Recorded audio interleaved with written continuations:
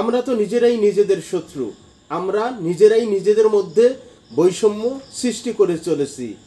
একটি পণ্য আমি এই দেশে বিক্রি করতেছি 5 টাকায়, সেটি যখন দাদা বাবুরা চাচ্ছে তাদেরকে 3 টাকায় দিয়ে দিচ্ছি, আমি দিচ্ছি, রাষ্ট্র দিচ্ছে। তাহলে আমরা তো আমাদের মধ্যেই বৈষম্য সৃষ্টি করে রেখেছি। আমরা তো নিজেরাই নিজেদের সাথে শত্রুতা করতেছি।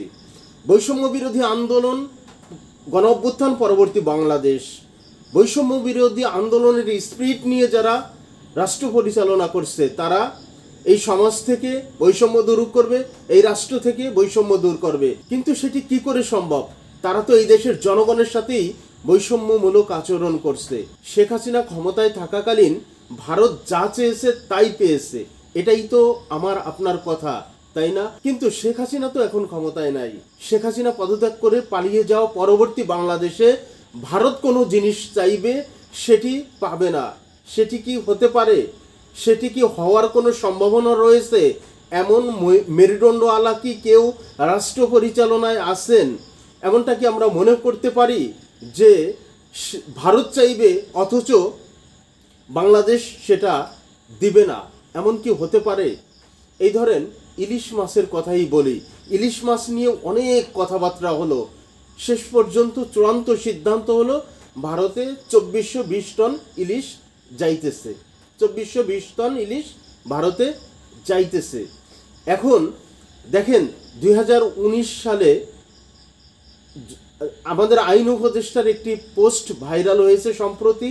সেটি হলো 500 টন ইলিশ গিয়েছিল ভারতে, তাতে সমালোচনা করেছিলেন তিনি তার পোস্টে।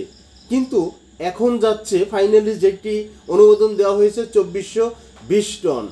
এখন তখন গিয়েছিল 500 টন, এখন যাচ্ছে 2420 টন। এখন তিনি কোন যুক্তি দিয়ে এটাকে জায়েজ করবেন?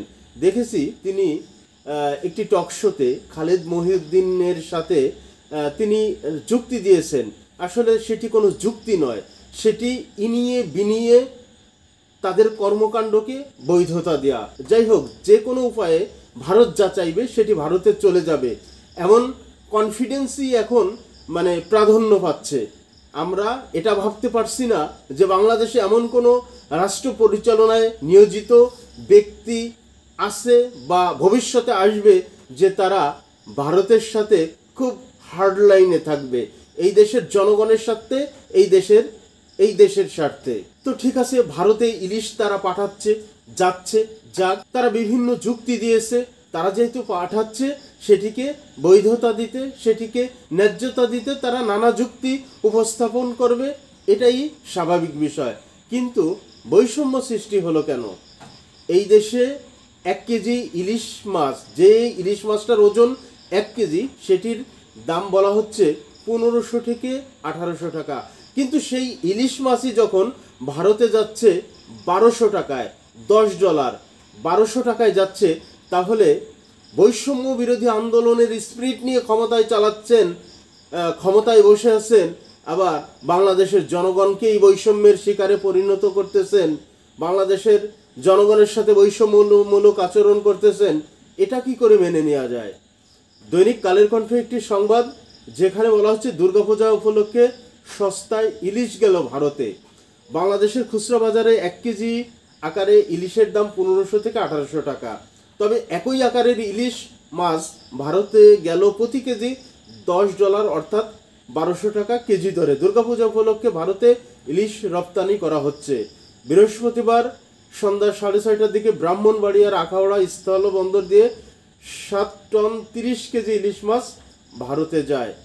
ভারতে আলারা পাচ্ছে 1200 টাকায়, আর আমাদের সেটি 1500 থেকে 1800 টাকা।